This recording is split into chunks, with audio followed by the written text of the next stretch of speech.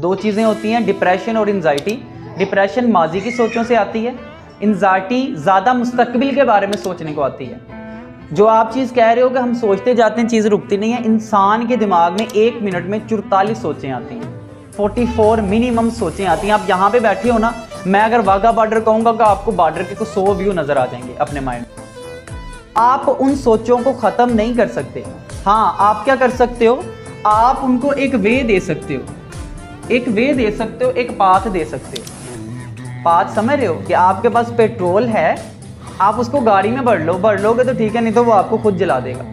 तो कोशिश करो। देखो, इंसान जो होता है ना, बेमकसद जब होता है ना, बेमकसद जब होता है, या ये बेमकसद इंसान को ऐसी ज़्यादा सोचें आती हैं, वो सोचें कि वो इंसान जिसने कुछ करना होता है लेकिन वो रुका होता है।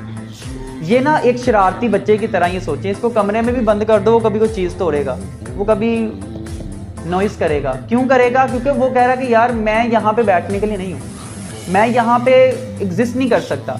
एक बंदा है ना, वो अच्छा पेंटर है, आप उसको किसी बैंक के मैनेजर की सीट पे बैठा दोगे ना, वहाँ भी पेंटिंग कर रहा होगा नीचे। तो कहते हैं नोज योर पैशन, आपका पैशन क्या है। कभी कभी हम बहुत सारी एफर्ट गलत जगह पे लगा रहे होते हैं।